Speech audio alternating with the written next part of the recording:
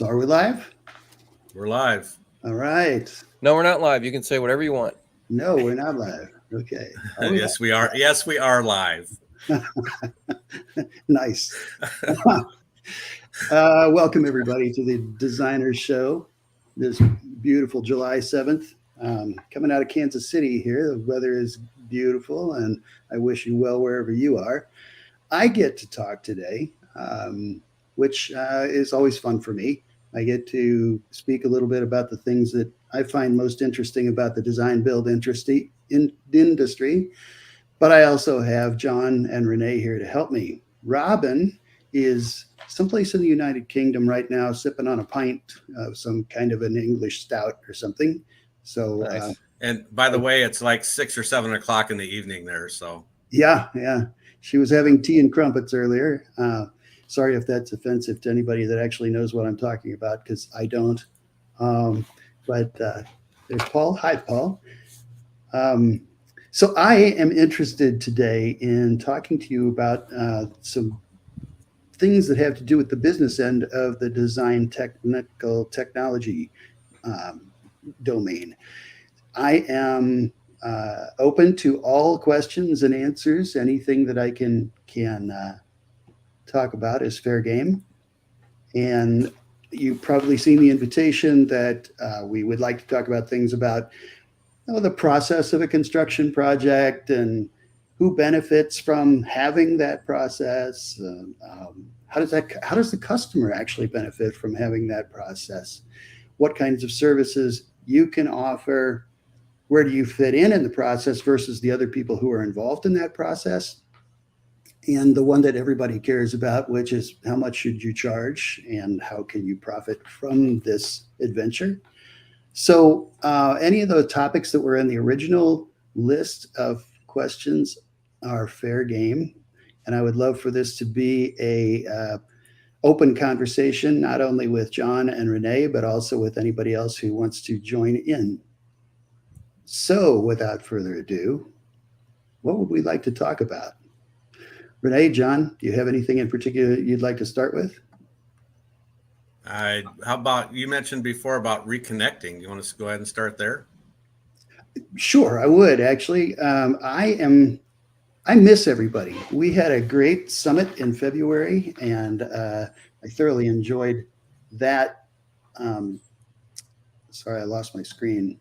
I thoroughly enjoyed that 2 weeks that we had there, a week for each of you in attendance, but John and Renee and I were there for the whole 2 weeks, made some great friends and some great networking. But as happens with these things, they kind of fall away as we get back into our daily lives and we start missing each other. I know for me, I miss all of you. So before this meeting, I decided I was going to just open up the possibility of reconnection. I created a simple Calendly post or Calendly link that did we get that, John? I'm going to see if Yes, I have it right here. Okay, good. Actually, share my screen. Actually, go ahead and post it again, and then. Okay, there it is. So the link that's popping up from Dan and Renee, which is in the chat stream over to the side of your screen, is just a calendar scheduling link. And I'm inviting you all to make a connection with me.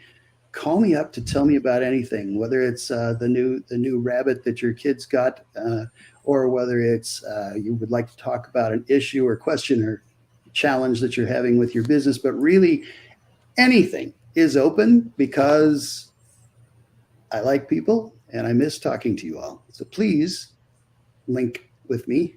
All right. I call Kevin, and for the most part, it's pretty fun to talk to him. We have fun. You've got to have a sense of humor with these things, especially when you're talking with Renee. But it can be a good time. So please call, talk to me. There's a good question on the screen here for you, Kevin. It's from Nikki Kelly. Morning. I'd love to hear any of you talk about how you juggle scheduled projects and how you like to plan out your year. I think that's a great place to start. some people have projects that are massive. That these are things are going to take over a year just to get planned and scheduled. Other people have projects that they're scheduling, 4, 5, 6, 7, 8, 10 projects a month, and it's going to be a very different process.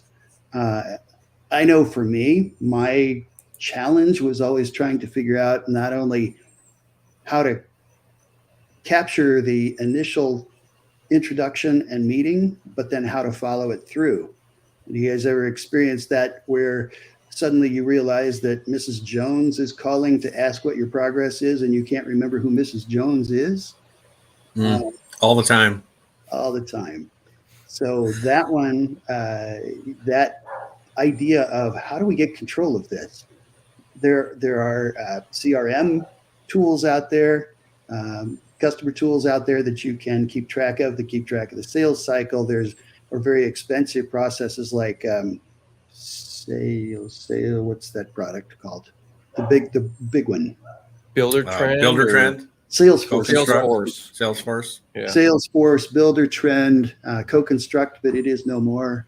And Job Tread, things like that are built specifically for maintaining your workflow from beginning to end. But also, there are companies like my company was a niche company. If I had 5 to 10 projects a year, that was a lot. So for me, I tried some of those tools like Builder Trend and Co-Construct, and I found them to be not only very, very expensive for my type of work, but also pretty cumbersome. And I was able to look at that as in a different way, where I would use a hierarchical checklist, or I suppose you could even do it in a spreadsheet, but a simple way, just keeping things simple, where you can simply move through the phases of a project from the initial introduction to the from the client call to the initial introduction to the follow-up to whatever. I could just take that line in my chart and shuffle it forward to bring those things to always maintain a list of what's current and what's coming. So that gets me through the immediate, that gets me through the present workflow. There's also then, how do you look at that over time? What does that mean to you over the course of 6 months or a year or whatever you're planning for? A lot of us have seen work this last year or two that was pushing us out to where we're scheduling for 2024 in the beginning of 2023. So we have to be able to look at that and not only project the time, but also project the value of those opportunities and where that was going to benefit your business down the road. That allows you, by doing things like that and looking at things that are a year out, 6 months out, year and a half out, it enables you to look at where you want the business to go or not go in that time, and be able to be more selective about what you take. If you've got business 6 months to a year out, you can be more selective. If you're looking at business, a year and a half away, you can choose what you're going to accept or not accept to put on the list in the first place. Those are all. I have a question. Yeah. How do you keep the people that you've scheduled out a year and a half engaged with you? What Good do you do question. for that? Yeah. Well, you definitely can't say, I'll call you in a year and a half. Exactly. Yeah, that doesn't work. But you can let them know. Initially, I always would want to let them know that, sorry, I just ran over my dog. Sorry, buddy. You want to let them know that you are scheduling that far out, and is that going to be okay or not an issue? Because all things being fair, you completely understand if that doesn't work for them and they need to consider someone else. And by the way, I'll even help you find that someone if it helps you. Right. I'll add to that. I tell clients that you need a hard start date. It's 6 months, but usually I'll start getting to you a little bit sooner. And I even explain why. I say our industry is such that our clients push us out, our contractors push us out, everybody's shifting schedules. So it's really hard to pick hard dates. And because everybody's shifting schedules, all of a sudden one schedule frees up and I get some time available to me, which means because of that and because of how that industry moves, I have to overbook. And because I'm overbooked, I either sometimes have freedom that came earlier than I thought it was going to come, or sometimes everybody hits me at once. So as long as you're okay with that ebb and flow, I might get to you sooner than my hard start date. And then I usually do. And so if I've got a project that's, say, 6 months out, someone might hear from me in 2 weeks and I might just be sending them an idea because I thought of their project real quick. Just one little tiny little blurb of info that might make them feel like, oh, they're thinking of me. Mm-hmm. I completely agree with you in terms of setting that expectation. It's really important to do that, but it's also really important to do it in a very human, empathetic way, like you did. It's good to say, I'm going to try, but honestly, it will be a challenge for me to go to establish anything where I can make a claim that I could be there sooner. Is that going to work for you? Et cetera, et cetera. Then I think John's question really had to do with, okay, if they are a go at that point, and then they're saying, okay, we'll wait, then what do you do in that 18 months that's in between? So I like to, if there was something that I found, I ran across something that was interesting to me and it flagged my memory, and I said, this would be good in the Jones job when that comes about. It's maybe something vague. It might be, I saw a new way of shedding rain off of an arbor roof or something, but that's what they wanted, was a way to cover their roof that they could open and close it. I will send them the information about that just tells them, I'm thinking about you. Yeah. And what happens with them, the perception, I think, from people is that you care and that you actually understood their needs and you are solidifying your relationship with them. Mm-hmm. Got a question here, and I want to mention one that I know that I forget to mention in all shows, which I know might be helpful to people. Zendesk bought a software called Cell, and it's great for individuals, certainly can use it, but for the teams out there, I know that it has the option to track your phone calls, and it is looking for your clients.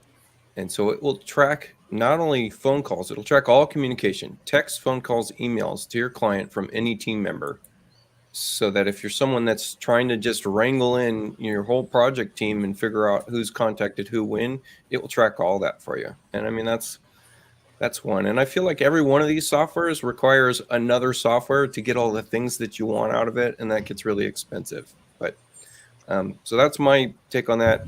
Someone else mentioned, have you thought about House Pro? If Robin was here, she would say no. And I would agree. I haven't been a fan of it. Yeah, you'd agree too? Yeah.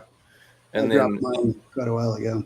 And then I'd let you guys take the floor on this if you have any other ideas on this one.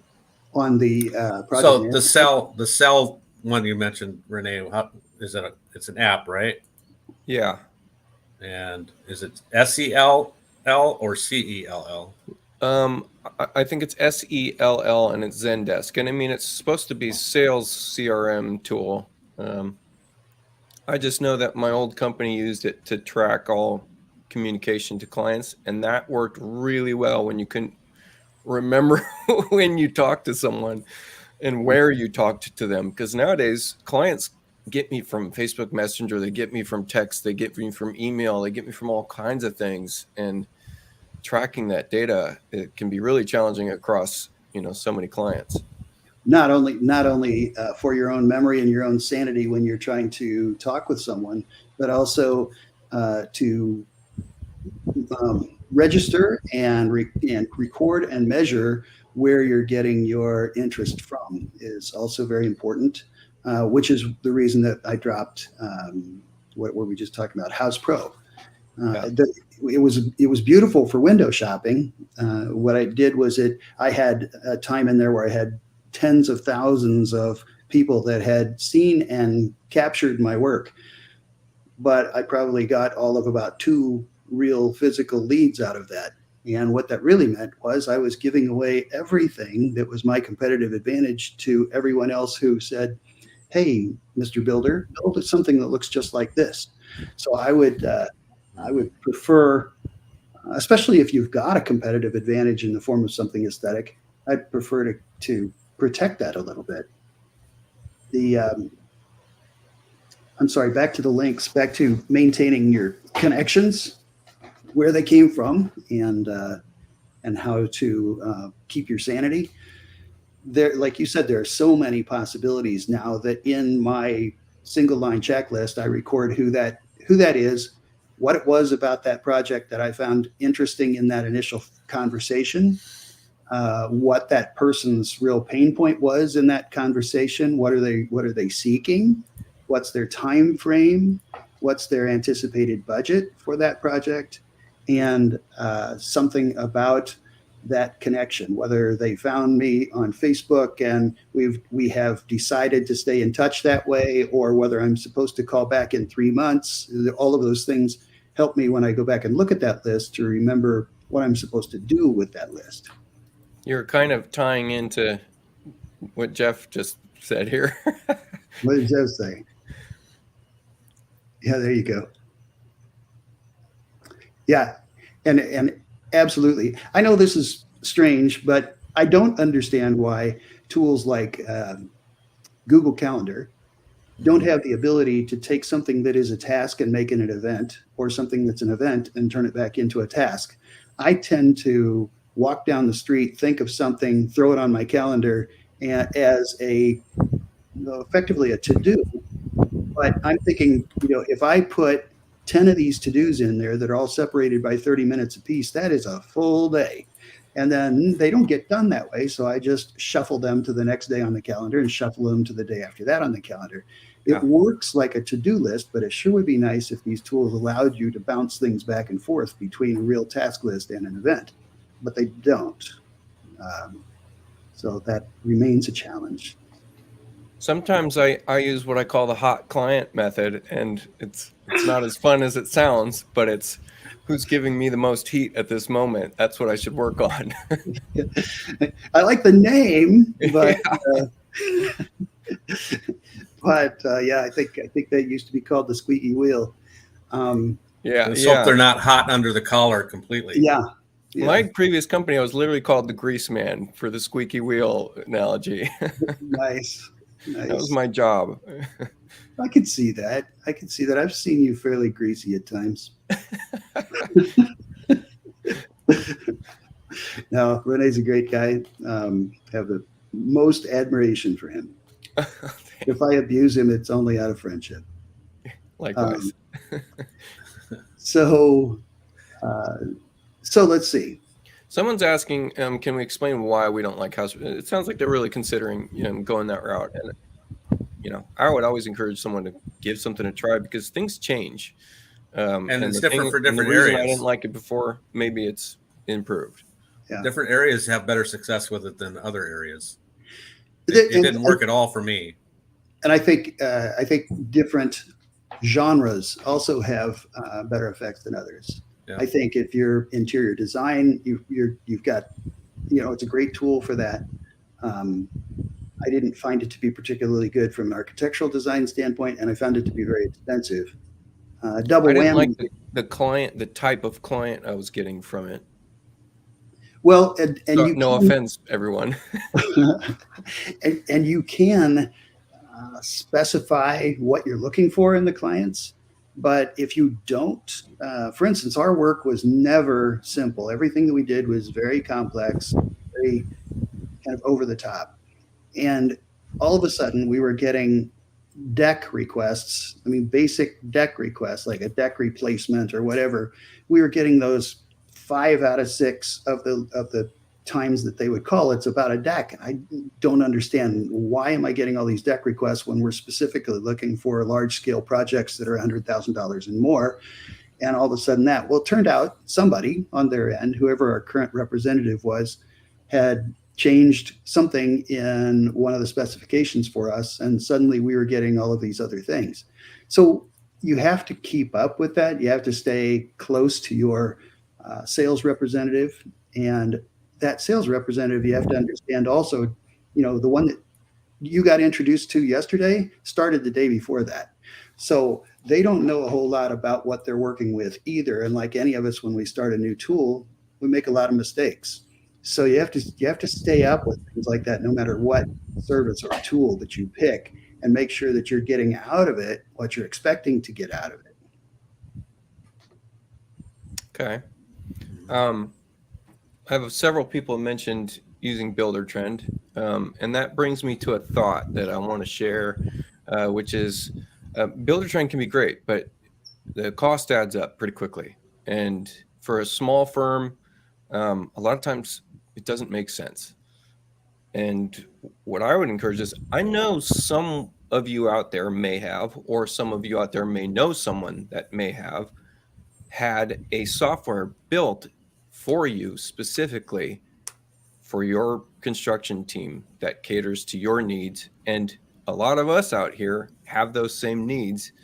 And this is part of being in an asset pool, is let's get everybody in touch with someone that might have already invested in a system that works very specifically to what we do. So if you're someone out there that knows someone out there that's developed that before, shoot us a message. Call Kevin. Yeah, call Kevin. I will tell you that for us, my wife and I came from a 20-year career in the information technology world before we decided to start getting back to what I dearly love, which is designing and building. And when we made that change, we brought with us 20 years worth of business experience from the corporate world and their processes, the good, the bad, and the ugly, with us. Tried most of them one way or another through the course of our design build career, which was another 25 years. And in that process, there was a lot of things learned that taught me, for a small boutique company, simplicity is better.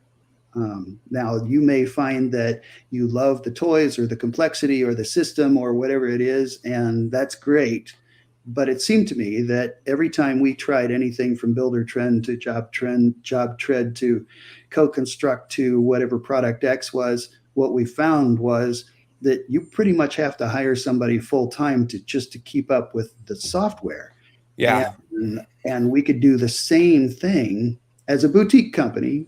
We could do the same thing using simple off-the-desk tools like spreadsheets and Word docs, So we decided to go towards simplicity, and we have always been happy about that. In fact, my wife now works for one of our competitors. She chose to go back to doing what she does best, which is production management and project management. And she works for a competitor and was finding that the complexity of what they're experiencing in their tool, she would come back and say, I'm so glad that we took an approach that took us back to something simple. This is really difficult for a small company to maintain. So just a couple thoughts on those. Mm-hmm.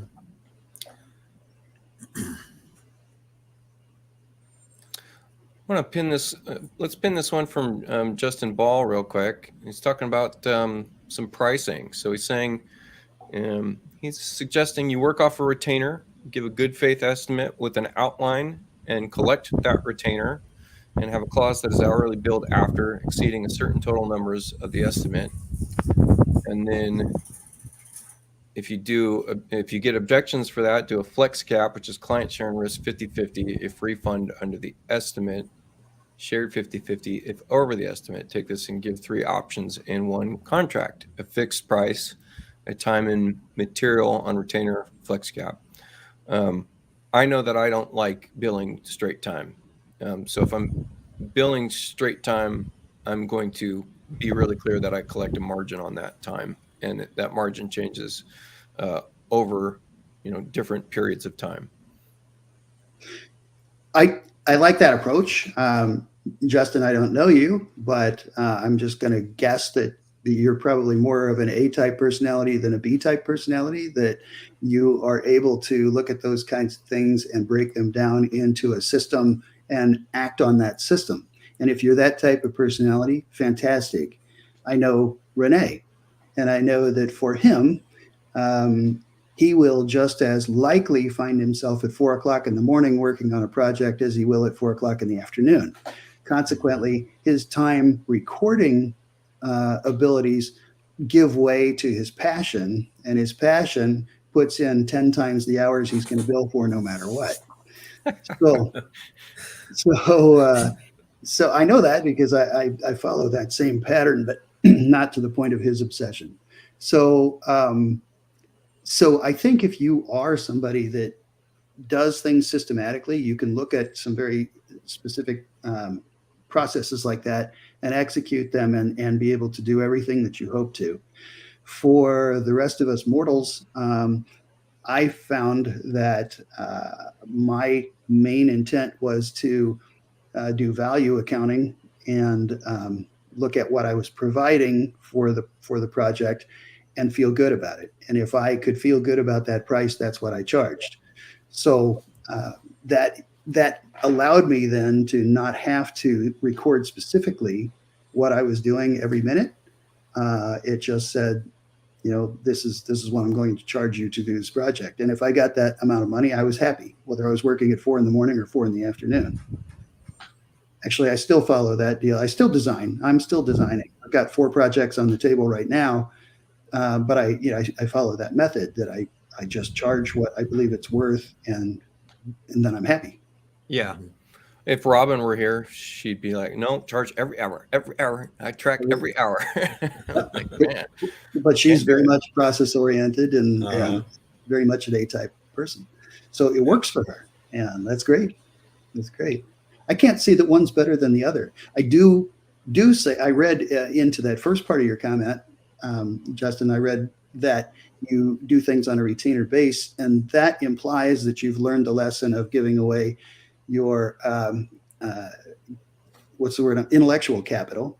And you should never give away your intellectual capital.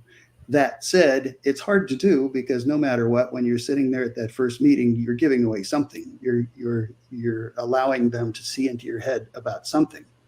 But when it comes down to something that you're going to actually spend time producing and handing off, that is always done under contract, and it's always done paid first and given later. So I redid my contracts this last week again for a troubling client. Someone earlier in the comments said that they had a really tough week. They got fired by a client and they ended up firing a client. I was very close to doing the same, and now I've adjusted my contracts, and it's all experience based. And as soon as you run into that issue, go make some adjustments in your systems so that you're covering yourself, because it's impossible to know, even with historical data that's 15 years running long, it's impossible to know when you're going to run into that client that goes over your limits and you don't have any way of capping those limits, right? Yeah, there's nothing like experience to teach you wisdom. Yeah. And then this is Mike. Some builders make life hard by telling clients the design will be free if they will go with that builder. And I think that this is specifically coming from a design build firm. And I know, Kevin, you were from Design Build. I was from Design Build. I'm not sure about John.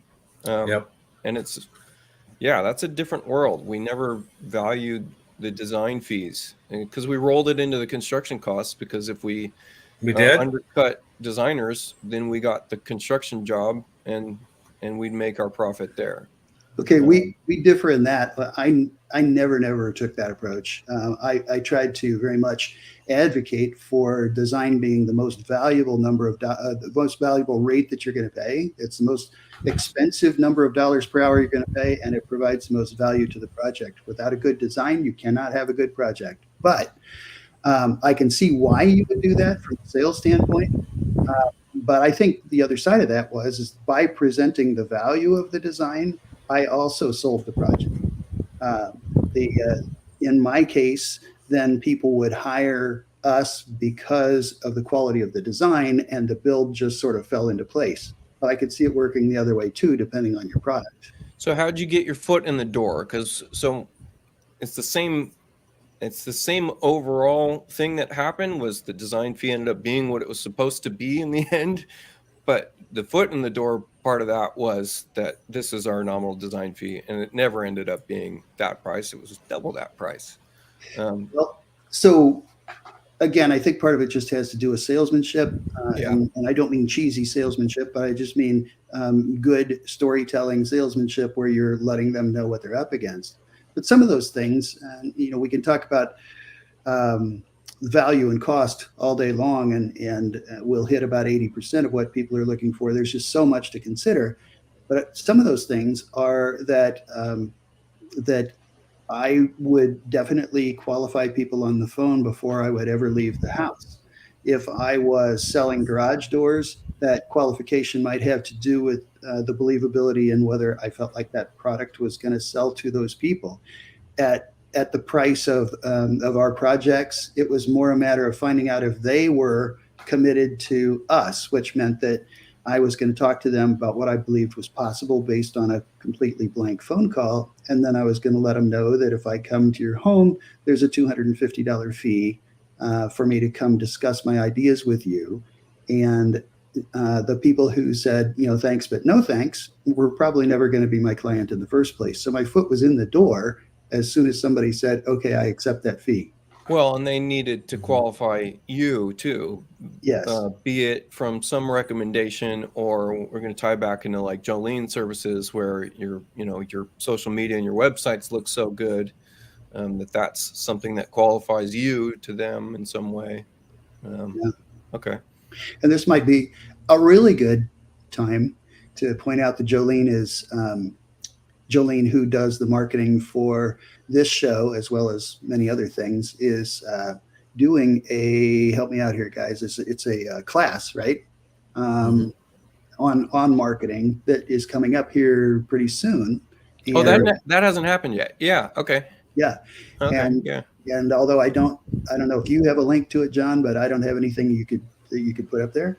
But again, if you stay in touch with chief experts and you've seen what Jolene can do from a marketing standpoint, the class should be a really good class for anybody who's interested in taking their work to that next level. I'll see if I can grab that while we're kind of looking at stuff. And then someone just said, let's see, if you do charge by project, you would still want to keep track of hours. Yeah, I always take a census of hours. I always go back and look. Yeah, it's still good to know that the only way that you can go with a ballpark price of what you believe the design is going to cost is to have some idea of what you typically spend on it. So however you rate that, I think I probably have taught in my classes that there are 5 or 6 different ways that I can show you that all come out to what you hope to make annually. So there's just different ways of thinking about it, and whichever one's most comfortable for you is the right one for you or your company. Posted the link, but this is in the comments. This is for the Skyrocket Your Lead Generation course. That doesn't look like the right link, Renee. Is that the wrong one? My URL says Skyrocket Your Lead Generation. I thought that was what it was. That's not what it says that you posted there.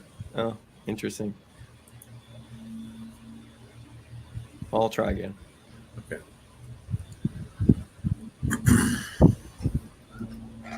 So we got avoid desperate flippers. I was lumped into subs with a 60-day payout after sale. Say, for the guy, he thought he was king. He's always got some flavorful comments. We got to get him out to one of our events. Yeah, we did. Are you coming next time, Mike? It's we're doing the annual summit again in late February. First week of March. First week of March. I think that's what it is. Especially some of you regulars, you should come hang out with us. You'll learn a ton and have a great time in the process. I got a comment from Norman James, and I'll comment to this. Charging for the hour can be great, but for Renee and most people, does not reimburse that many hours of time learning the ability to be super efficient. I do separate some amount of time on every project and designate it as overhead, where the overhead is me improving my systems so I'm more efficient for the next project. And over the last 2 or 3 years, that percentage of time spent improving efficiency has grown versus the percentage of time working. And the capital is the same. So I'm not making any more than I did the previous year, but I am faster. So at some point, maybe I'll stop working on becoming faster when the rate of return dwindles, right? And then just get to the grind and push through more projects. Well, or spend more time considering what I'm working on. as I pointed out before, I will never, John will never, and none of you will ever reach Renee's level of obsession. So, so the idea that he will ever stop working to become more efficient is insane. I believe the comment you made at the summit last time was, if you have to hit 2 keystrokes instead of 1, then you're going to find a way to reduce that. So yeah, good luck with slowing down. But what you will sometimes I do hit a point where the amount of time spent trying to make a system faster doesn't equate, right? The rate of return is so small that it's no longer even fun for me. Right. So that's when I move on to something else. Yeah, I like what you're saying, Norman. Obsession is the best way to describe passion, and vice versa. I liked his other one earlier. It was KISS, the acronym KISS for Keep It Simple. Stupid. Yeah. I think there was a how much time have we got? There was a show on a late night talk show, and when my kids were very little and my wife was going to bed early and I was busy washing dishes, I'd watch this late night talk show. And it was Charlie Rose, who, no matter what you think of him as a person, he was a great interviewer, had a great show, and the people that he had on were unbelievably good at their fields. They weren't, just strangers pulled off the street. One of them was a photographer, Cliff something, a world-renowned photographer. And when Charlie asked him in the middle of his interview, what is it about people like you, people like you, that make you as good as you are? What makes you different? And he immediately responded without hesitation, obsession. And I so agree with that. I believe that obsession gets a bad name when it's tied with the other letters, and it's suddenly it's tied with C and D, and it's now called a compulsive disorder. Then it might get bad. But if you just look at it by itself, I don't consider it a disorder or compulsive. I just really like obsession because it allows me to go deep into the things that I want to go deep into and become very, very good at those things. So I celebrate obsession, and that's a flag I will carry to my death. Feel free to chime in and agree with me, Renee. You're hanging me out here. No, I was just, give it a little pause. I was just letting it sink in. I was just seeing where it took me. So this is a really hard question here, but do you want to tackle it? Sure. Can we get more exact? What should you charge? Exactly what you're worth. If you are worth $15 an hour, charge $15 an hour. But if you look out there and say, I'm not charging enough, then you're not. So if you believe you hit your number and you're comfortable with that, and that number will change over time. If you're new into the industry, your number is going to be lower than somebody who is experienced and has developed efficiencies and processes and things to do the same task in less time or with a better effort. So the answer to how much should you charge is going to depend on what you're trying to do, what you're trying to accomplish, and what the market will bear. But I will suggest to you, Say that one last thing. What the market will bear is a really good point. yeah, because I will suggest to you that the nature of a designer and the design build business is that our personalities are not charging what we're worth. Just as somebody said, Renee was talking about how they might underprice the design in order to build it into the build contract. Somebody else said it devalues the designer. The common thread there is that people in this industry tend to not charge as much as they should for what they're delivering because the public doesn't perceive it to have that kind of value. I think the key to how much you should charge is to learn how to promote your expertise in such a way that you built the value into the conversation. Which would bring me to, what did you do on your last project to set yourself apart from anyone else that client has ever worked with in any industry? Why was your service so nice to them that it would stick in their mind and may recommend you, right? And I mean, that's a big thing to me, is how well are you treating your clients that they might go tell their friends that might want to go hire you for their next project, if that's what your business model even is.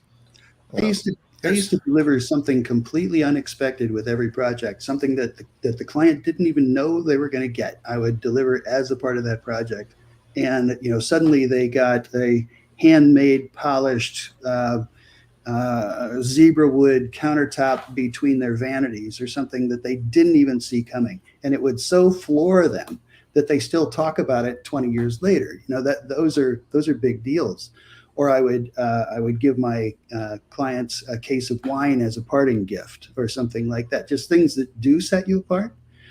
I think when you look at that, like, what did I do that set me apart and made them want to call me again? One client at the time that we did this project, as he wrote his last check in the driveway, he said to me, he handed me the check and he said, if you would have told me ahead of time that you were going to triple my budget and I would still like you, I would never have believed you. That's great. That's a great one. but there we were, celebrating and having a good time. And that we had just finished a $455,000 basement finish. And when we went 2 years later, when he decided that he wanted to put $1.5 million addition on his house, guess who he called? Even though I had tripled his last budget. So it's important to, how do I say this? Confidently, eloquently, and persuasively put your value out there. Yeah. Here's a thought. I was more interested in being a craftsman than I was in being a businessman. And I think it's the same way for designers sometimes. And you kind of had this happen to you, Kevin. If you can get somebody between you and the price for at least a short season so that you can get that done, I think it would help a lot. Later on in my career, I thought, man, I should have had somebody in between me and given the person the price that I could lay this off on. My boss says I can't go any lower than this because I was always interested in the craft, Yeah. And you had that happen to you with your friend that said you're worth $200 an hour or whatever it was, Yeah. You got somebody in between you and the price, and it encouraged you to get going there. So find somebody that you trust that has more of a business mind, that knows what kind of money you have to make your business successful, not your craft, but your business. And I think that would be very helpful. That was a beautiful segue to me doing a plug for myself. That is what I am doing these days, is selling my services, basically selling the wisdom that I've gained over 4 decades of doing this kind of thing to help people who are trying to figure out how to do this kind of thing. So if I can help any of you, please call me. Please check in with me, and I am a possible option for you. Yeah. Link your website. We need your website clicked onto the screen. Dang it. We do. Yeah. Actually, it's up there, isn't it? Isn't it? It's part of the. You put it in that comment. It's part of your email link. Yeah, I may have. But you can Buildmentor.com. designbuildmentor.com. That website is under construction, but the email works. So Okay. send me that. My existing website under my old company name is out there as well, CHC Design Build. But if you just put something in the comments or send me an email versus that to that same address, Kevin@designbuildmentor.com, I'll be happy to call you up and chat about it for a little while. I see this Renee, comment here. A number of my projects are on a hillside. How can I incorporate designing retaining walls into my contract? It seems that clients are so used to receiving quotes based solely on the livable area. And I've got a little quick response to this. Make a separate contract. And something I tell clients all the time about contractors are that across all of your various contractors, you may see a different price, but they're not necessarily quoting the same exact service as the previous contractor. And when it all comes down to it, you're only really seeing a 5% difference between one contractor to the next in terms of price per actual service rendered. And so the same goes for us as designers or draftspeople, etc., is that the difference between one of us to the next is not going to be that substantial. You're still going to get the same service for a very similar price. And so making that clear to the client is helpful. So in that case, you're selling you, right? It's do you want to work with me? Because my price isn't going to be all that different, regardless of what it says on the sheet. So if you think you're getting a different price from someone else, I encourage you to come back to me because we might be offering different services in our quote. And so an easy way to do that is just let's break up the livable area to the foundation wall. But by the way, we have to build this foundation wall. So I encourage you to go get a similar quote. Well, I think you can definitely do that if you want to isolate that. I think that is a fine method of doing it. I also think that you can say that this number is unknown. You can put an allowance in if you have any idea of what that allowance might be. But when it's unknown, tell people it's unknown. Let them know that, if you are relatively new in this business, your tendency is going to be to say, I think I could do that for $20,000. And when it turns out to be 60, it ate up your profit on the entire project. So I want to ask you, what do you do in that scenario? And I also want to share something because I'm going to forget it if I don't. Okay. I'm on a big hillside, and I'm in Oakland, California. And Oakland, not recent, maybe 5-6 years ago, put in a property tax for any undeveloped lots because we're trying to get more people stuffed into Oakland. So if there was an undeveloped lot, then you got charged $6,000 per year for that undeveloped lot, whereas previously you weren't getting charged even remotely close to that amount. So suddenly you have to develop these lots. And some of these lots, especially on my hillside, are so steep that the retaining walls used to build them need to be 30 feet tall and hold up the entire hillside. And so they had to build a couple houses down underneath my house. And it ended up being that the first excavation team walked off the job. They're like, we're not doing it. It's not worth our lives. The truck's about to tip over. So anyways, just share that story real quick. And then my other question to you, Kevin, was what happens when you're getting over a retained amount or an allowance and it's going to be egregiously over? And is it just communication? What do you do? Well, definitely the communication. But if you've gotten to the point where you were that far off, something didn't happen in the right order to begin with. So if you, for instance, say, this is what your house is going to cost, your structure, whatever it is, it's going to cost to build. By the way, it's going to require us to do some pretty major work off of the hillside in the backyard or wherever it might be. We should get those costs before moving forward. From this what the costs of the construction are, unless something changes based on that hillside. But we should get those costs so that you're not surprised in the end. Usually they love it when you're willing to go out on a limb to help them. And I believe in doing that. You should go overboard in whatever you can to help them. Not plan on every single hour that you spend being compensated for. Sometimes the best hours spent are the ones you're not getting paid for. So Kevin, what happens when I love Tao? I want to work with Kevin, but I have a project that Kevin has never even come close to before. I'm going to make you design an elevated, gorgeous looking boat dock. And you don't have any historical data for that. And you don't know what the hell that entails and how to price it. What do you do? First of all, thank you. I'm looking forward to that. With a cigar lounge. I want a cigar lounge in the boat dock. Okay, I like that too. That comes up, actually. It happens fairly regularly. I had a client one time say, have you even ever done this before? And I said, oh, hell no. But most of what I do, I've never done before. So it's a strange comment to throw at them when they're looking for confidence. But the fact that I could say it confidently and tell them most of what I do, I've never done before, and yet my wall's full of awards. I can do these things, even though I may not know how to right now.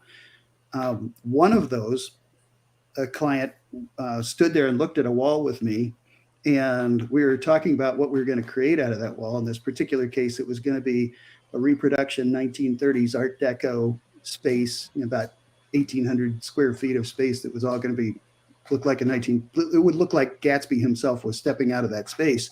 And I said to him, this is going to be great. I've never done Art Deco before. I don't know anybody who's ever done Art Deco before, and I don't even know where to find the resources for it. We're going to have a blast. And he just kind of chuckled and said, okay, if you feel okay about it, you can do this. And I said, oh, I can do anything. It's just a matter of trying to figure out how. So it wasn't so much that I was being arrogant or pompous. It was that I was being confident and just saying, I love to explore new things. I'll go after this with you. Let's do it. So then how do you price it? How do you figure out what to charge? And then I'll give you a backup question to that. The inverse. What happens when you're on your millionth subway tile request and you want that same interest and intrigue in the project and make them feel like the subway tile is innovative and new and it's going to be amazing for them? Yeah, the fact that it's called subway tile and originated in the subways shouldn't be a clue at all. But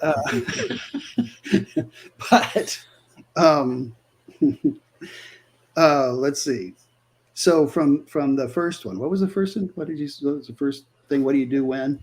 What happens when you get two ADD kids in the same room together and try to ask what the first question was?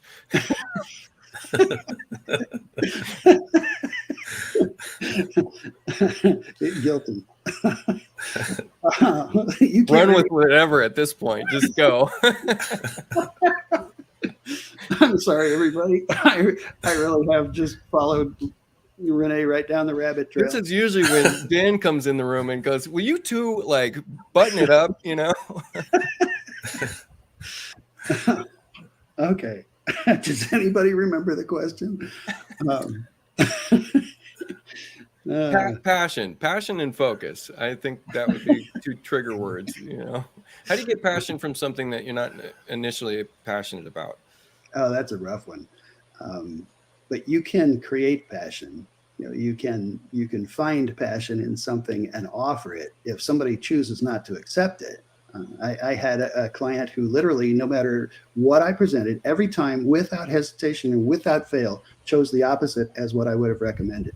In the end, it felt like I was building a before picture.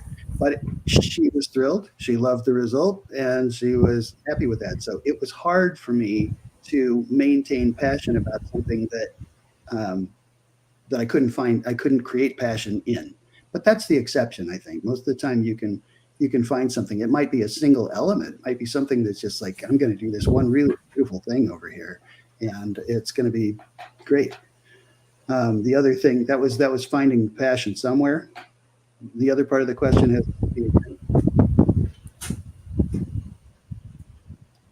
start to generate passion by developing interest. Yeah. Every Yeah. project matters. Every person matters. It does. And the other thing is everybody has the right to dream.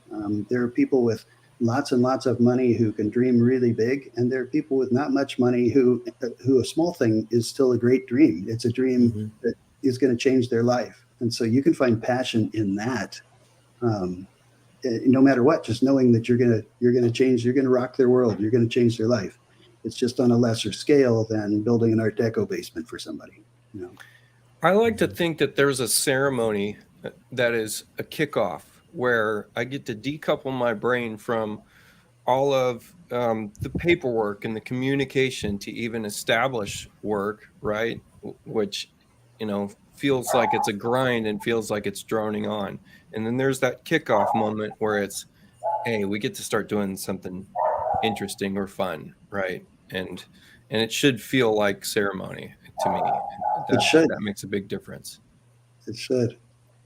I think one of the other moments that I treasure in a build is the moment where you can no longer see what was. You can only see what will be. I love it. I like this comment, and I don't know what it's referring to, but I could guess. It's when you guys were laughing. I don't know if they thought you were drinking or what was going on. Yeah, cheers. I think we might have just got caught in the middle of a drinking game, and that was see, Scott was there. He knows. Yeah. Scott Stubbs. If you haven't made a decision to come to the summit yet, maybe this presentation will get you there, because we have a lot of fun. I have a great one here. A last little. Well, we got some time. We're moving through this quick. Mike said, "Good question. I have no passion for rendering." Mike sent me a referral to a rendering job, and I bumbled that client. By the way, Mike, and I have not told you that because I got into a stream of vacation, and I have to figure out in the designer show. And I'm putting it out there. I did. I absolutely did, and that happens. And sometimes I drop the ball, or I don't make all the connections, or what do you do when you feel like you want to reconcile, and also there might be the case where you don't really want that job. Or there might be the case where you want that job, but you did bumble it and you want to recover and handle that. And, how do you deal with those kind of situations? I feel like it's inevitable. I answer millions of emails a year, and things get missed. And things go by. It's human nature. You're going to mess up. Yeah. I think for those who haven't, for those of us who have, and I know I've messed up my share, you understand that it's inevitable and there's nothing you can do about it. For those of you who haven't, understand the same thing. You're going to do it. It's inevitable. When it happens, don't let it crush you. But also, don't take it for granted either. Recognize it, understand it, apologize to the people who need to be apologized to, and make the amends that are necessary. Mm-hmm. Sometimes the bumble is your fault. Sometimes it's a matter of circumstance, but you're still the one with egg on your face. So we had 3 projects one time going at the same time, and the cabinet maker fritzed out on us on all 3. The cabinets were due like 1 or 2 weeks apart on each of the 3, and he didn't deliver. So we suddenly had egg on our face times 3 and had to go back to the clients and face that. And it's not pleasant, but if you are empathetic to their concerns and if you are sincere about what you're saying, they tend to understand. They tend to give you that. I've actually had to ask a client before, will you let me prove myself to you? I have screwed this up, and I know that it's caused you to feel uncertain about me and my abilities. And will you let me prove it to you? Because if we go on this way or we go our separate ways, you're never going to know that I really am the guy you thought that you were hiring. So I would really, if I can make this up to you, I will make it up to you in any way I can. So it's important. I added some things to my contract this last week, and it prompts the question for me. Do you sit down and review your contract with your client? Yes, it doesn't always work. You should sit down and review your client. review your contract. But sometimes the client is in a hurry. Sometimes the client is pushing you out the door because, yeah, I've seen a million contracts before, I don't care. They're also going to read that contract a day or two later and come back to you and argue some points about it because they didn't agree with these things. So you should. But I believe also legally, I don't know that if you were held in a court of law that someone would completely burn you about this, but I believe that they would push pretty hard that you were negligent in going through the process you should have by not in a contract with them. They need to be signing off on each page that they've read that they read it. Like, for instance, the bottom of my contracts had an initial line on every readable page, and they had to initial that saying that they had read that page. So I tried to make sure that I was going through everything with them to let them know what that was. Yeah. I didn't want them to come back and have an issue somewhere down the line, or there was a problem or something that, some disaster happened or whatever, and then to come back and say, you never told me about this, and I don't have any way to say, yes, I did. So I, just for the purpose of protecting yourself, make sure that you're doing that. But from a matter of cordiality and compassion, you should be going through it anyway, unless they tell you to skip it. We're running out of time, but I want to mention something. I know and have a personal relationship now with everybody that is in our comment section. We can see comments from all platforms, from Chief Experts YouTube, from my YouTube, from our Facebook groups, multiple different Facebook groups. This is a simulcast that's getting fed through all those different groups. It pulls the comments from all those places. And I just realized I have a personal relationship with everybody in the comment section. And I think that nothing that I do is a true innovation. It's pulling resources from the resources that I have available to me, and I see you all as resources. And if you're unfamiliar with someone else in the comment section, get to know them, because they're going to be around and they're great people, and we've gotten to know them. And it's pretty amazing what we can do as a group together. There's resources out there that you guys have.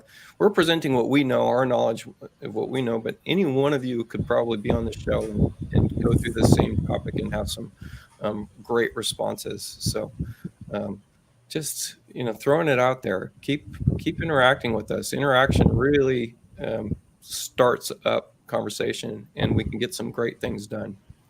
Yeah, I couldn't agree more. I really, really appreciate the comments that come in and the questions, because they spawn the next conversation, the next chuckle, the next concern. So thank you very much for that. Also know that the people who are on the show are experts in their field. John is phenomenal at teaching, chief architect, and is doing his traveling and teaching. Renee's unbelievable at the high-tech end of things that have to do with renderings and things that the rest of us can't even figure out what he's talking about. I tend to concentrate my efforts on the business of design, and am also out there selling my services. So if we can help you in any way from the standpoint of being a paid resource, I'm sure all of us would welcome that call as well. But for the friendship, the camaraderie, the networking, the joy of seeing you guys and talking about things, thank you for all of that. If you've never been to a Chief Experts event, John is actually a great presence. I love hearing him from the other room sometimes. He can be a little scary, but he's just a teddy bear. He's always I think he's fantastic. I've met this individual. This person found me in the wild, out in public in Oakland. He lives in Oakland as well. I mean, what an awesome experience to get to know people from the internet and have them meet you in person. And he also, none of my close friends really know what I do. And he treated me like a superstar, which was really embarrassing for me, but it was also really fun. So just back onto that. I get to know the person next to you. It's like someone else said, this is a great community. We know Diane. We're going to see Diane. We're going to see you in August. I don't know who else is going, but late August, September, I am going to the Chief Architect, what is it called, Academy, for the advanced level 2 courses. And there's a bunch of interstitial events that happen there where we all get to hang out. So if you're going there, let us know, because Dan and I will be there. John, you going? Yep. John will be I'll there. be there. Kevin? Dan's got 3 houses rented. If you're looking for housing, There's still about 4 or 5 bedrooms left in those houses, and it's absolutely the best way if you are looking to take your chief knowledge to the next level, to hang out with that level of expertise, enough people to fill 3 houses. So come join us. It's incredible. Yeah. So if you didn't catch that, maybe we'll bring it up again. But we have housing available if you're going to that Chief Academy event. And yeah, it's really a great event. So yeah, so there's that event that we'll be at and have houses that. And if you're not staying in the house, you're welcome to come join us in the evening if you want to. Yeah, it's because some of us go to bed late. Renee doesn't go to bed at all, but the rest of us, we'll be there. The other next event is Dan and I are doing a training. I believe it's August 6th, 7th, and 8th in Bloomington, Minnesota. Just a 3-day class for anybody that wants to come to that. It won't be as intense as the summit, of course, because we won't be staying together. And then the summit is March 1st to the 10th, 2024. So you can go to chiefexperts.com to check that out and see what you want to do. And finally, in case you want to stay tuned a little bit further into the future, I'm still working on and intend to wrap up and present a class, an online class in the business of design. So hopefully, you guys can learn more there. Oh man, that's going to make me leave one last comment. If you're ever worried about making the perfect thing to publish, to put out there to the public, to initiate, you're going to drown in the pursuit of perfection. Get it out there and then add some revisions, Kevin.